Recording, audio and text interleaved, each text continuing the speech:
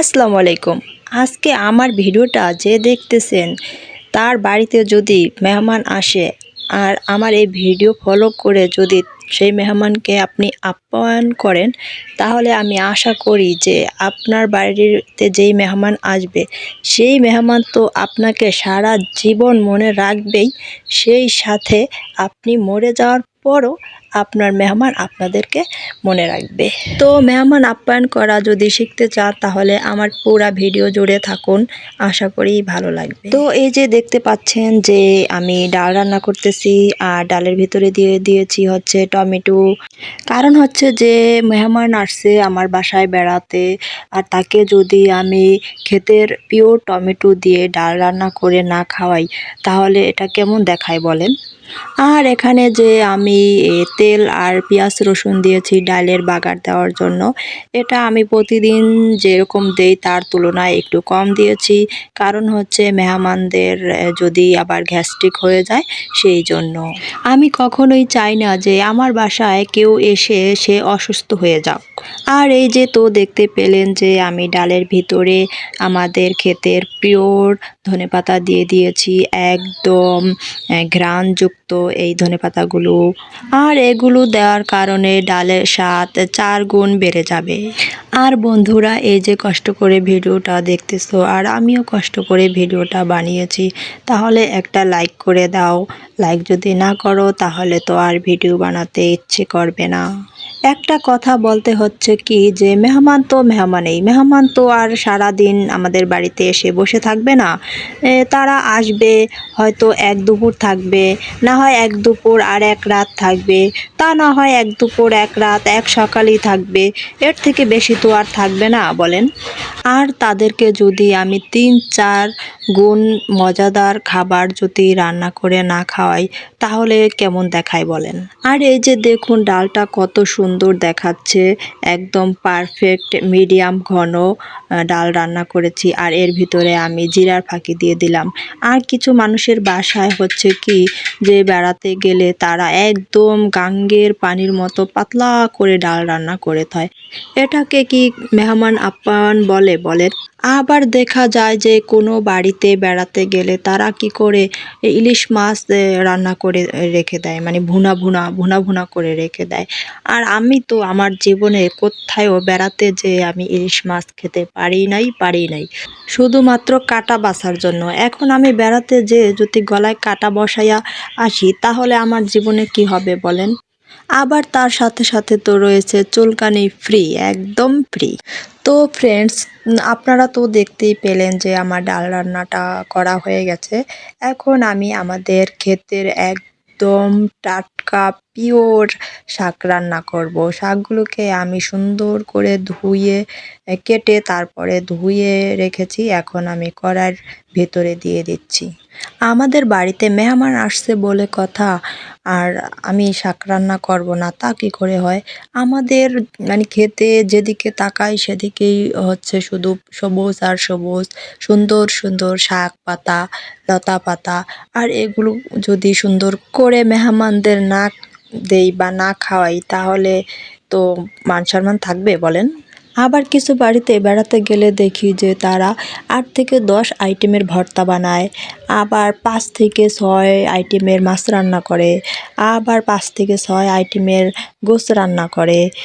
মানে এটা হচ্ছে একদম আমার কথায় না খাওয়ানোর বুদ্ধি। হ্যাঁ, মেহমানদের না খাওয়ানোর বুদ্ধি। আসলে এত কিছু যদি একসাথে রান্না করে তাহলে মেহমান কোনটা ধুয়ে কোনটা খাবে বলেন তো। আবার এই সব খাবারগুলো কি করে জানেন, একদম বেশি করে তেল দিয়ে বেশি করে পেঁয়াজ দিয়ে ভুনা ভুনা ভুনা ভুনা করে, কোনো সবজি তো দেয়ই না। না বাবা, আমি তো কখনো এসব করি না। আমি হচ্ছে টাটকা যেগুলা, যে মেহমানদের কোনো রকম সমস্যা না হবে, আমি ওই দিকটাই চিন্তা করি। আর এই যে দেখেন আমি কিন্তু প্রতিদিন শাক রান্না করলে আরও বেশি পেঁয়াজ রসুন কাঁচামরিচ দিই। আজকে আমি একটু কম কম দিয়ে রান্না করতেছি, কারণ হচ্ছে আমরা অসুস্থ হই, মেহমানরা যেন সুস্থ থাকে, তারা যেন কিছুতেই অসুস্থ না হয়, এটা হচ্ছে আমার কথা। আর এই যে ফ্রেন্ডস, তোমরা কেউ আবার আমাকে তোমরা মনে মনে কিপটা ভেবো না, আমি কিন্তু ভাই কিপটা না। আমি হচ্ছে মানুষের ভালো দিকটা চাই। কারণ মেহমান আমাদের বাসায় আসছে, যতক্ষণ পর্যন্ত মেহমান আমাদের বাসায় থাকবে ততক্ষণ তার যত সুস্থতা অসুস্থতা যত যাবতীয় দায় দায়িত্ব ওগুলা হচ্ছে আমাদের কাছে। এখন মেহমানরা যদি আমাদের বাড়িতে এসে অসুস্থ হয়ে যায় আর আমাদের আশেপাশের লোকজন বা কেউ যদি শোনে, তাহলে কি আমাদের বাড়ির সম্মান কিছু থাকবে বলেন? তাছাড়া মেহমান কি পরবর্তীতে আর আমাদের বাসায় আসবে? মেহমান এই যে আজকে আসছে আবার ৬ মাস পর আসে নাকি আবার ১ বছর পর আসে, তার কোনো ঠিক ঠিকানা আছে? আবার দেখেন, আমি মেহমানদের জন্য ওই যে লার্কি চুলায় রান্না করতেছি আর কালো একটা কড়াইতে রান্না করতেছি, এতে করে খাবারগুলো অনেক অনেক অনেক বেশি মজাদার হয়ে থাকবে। তো ফ্রেন্ডস, একটা কথা আমি না বলে পারছি না, সেটা হচ্ছে আমি ভিডিওটা করার সময় হচ্ছে মেহমান আমার পাশে ছিল। আর সে আমার পাশে বসে বসে বলতেছিল যে আপনার বাসায় বেড়াতে এসে যে আমি আদর আপ্যায়নটা পাইলাম, আমার জীবনও আমি কোথাও বেড়াতে গিয়ে আমি এরকম আদর আপ্যায়ন পাইনি। দেখেছেন আমার কত সুনাম মেহমানদের কাছে, প্রমাণ তো হয়ে গেল। এছাড়া মেহমান আমাকে এটাও জিজ্ঞাসা করলো, সেটা হচ্ছে যে আপনি এগুলো ভিডিও করে কি করবেন? আর আমি তাকে উত্তর দিলাম যে আমি হচ্ছে এগুলা ভিডিও করে রাখি, কারণ কিছুদিন পর যদি আপনি আসেন আর আপনাকে যদি আমি বলি আপনাকে আমি অনেক ভালো ভালো খাবার রান্না করে খাইয়েছি, তখন তো আপনি একদম না করে ফেলবেন। এজন্য আমি এগুলো ভিডিও করে একদম প্রমাণ রেখে দিচ্ছি। আবার আমি ভাই আবার অত বোকা নই, আমি যা করি প্রমাণ সহকারে রেখে দেই। আর এদিকে আমার শাক সিদ্ধ করা হয়ে গেছে আর আমি কড়াইতে তেল দিয়ে তার ভিতরে রসুন আর শুকনো মরিচ দিয়ে দিয়েছি। আর এগুলোকে আমি ভালো করে ভেজে তারপরে আমি সেই শাকটাকে বাগার দিয়ে দেব। শাকগুলোকে আমি এই তেলের ভিতরে দিয়ে দিব, এগুলোকে আমরা বার্গার বলে থাকি। ফ্রেন্ডস, সাথে থাকুন, আরও কি কি রান্না করব আমি মেহমানদের জন্য তা দেখবেন না। আমি যখন কারো বাসায় বেড়াতে যাই, তারা কি করে যাওয়ার পরেই শরবত, তারপরে চানাচুর, বিস্কিট, লুডুস, পাস্তা, এটা সেটা ইত্যাদি ইত্যাদি। আবার তার ৫ মিনিট পরে কি করে ভাত, পোলাও, গোশত ইত্যাদি ইত্যাদি রান্না বান্না। আবার তার ৫ মিনিট পরে নিয়ে আসে পায়েস, তারপরে 7 আপ, কোকোকোলা। এক কথায় হচ্ছে নিঃশ্বাস ছাড়ার কোনো চান্স নেই।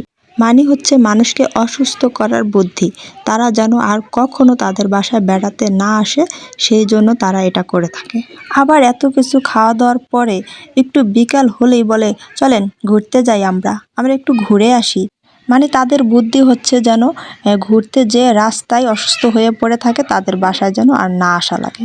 এই যে আমি যে শাকগুলো রান্না করেছি, এই শাকগুলো খাওয়ার পরে মেহমানদের শরীরে যত ধরনের ভিটামিনের অভাব রয়েছে সব পূরণ হয়ে যাবে। আমার রান্নাগুলো সুন্দর হইতেছে না বলেন? তো ফ্রেন্ডস, আমি এখন গরুর মাংস তেলের ভিতরে দিয়ে কড়া করে ভেজে নিতেছি। এখন আমি ১০০% শিওর যে আপনার মনে একটা প্রশ্ন জেগে গিয়েছে, সেটা হচ্ছে যে আপনি মেহমানদের গরুর গোশত খাওয়াবেন? এটা কি বিশ্বাস করার মতো? এটা কি ভাবা যায়?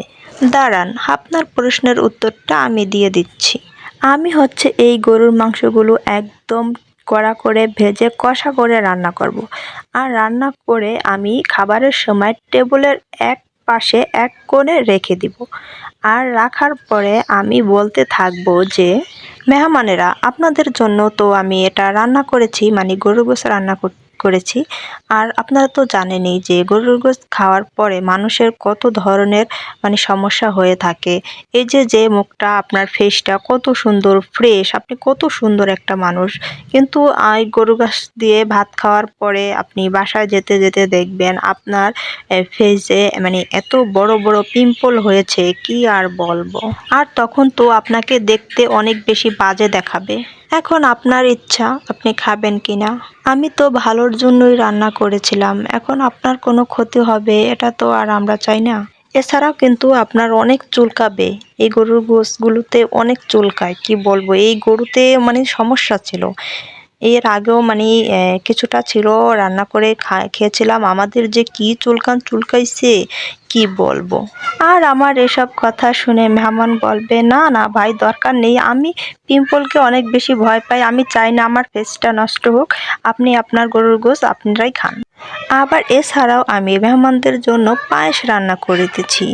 আর এগুলো রান্না করার পরে টেবিলের এক কোণে রাখবো আর বলতে থাকবো যে, ভাইয়া এবং আপু আজকে যে কি একটা কাজ করলাম, যে পায়েসের ভিতরে চিনি দেওয়ার সময় একদম চিনির বয়রমটা পুরাটা ধরে পায়েসের ভিতরে পড়ে গিয়েছিল। আর এখন পায়েসগুলো এত মিষ্টি হয়েছে যে খাওয়ার সাথে সাথেই একদম ডায়াবেটিস হয়ে যাবে। এখন আপনাদের ইচ্ছা, আপনারা খেলে খান, আর না খেলে কি করব, কষ্ট করে আমরাই খেয়ে নিব, কি আর করব। তো ফ্রেন্ডস, এতক্ষণ ধরে আমার ভিডিওটি দেখার জন্য অনেক ধন্যবাদ। আর আমি অবশ্যই আশা করি যে আপনি আমার বাসায় বেড়াতে আসবেন আমার হাতের আপ্যায়নের জন্য।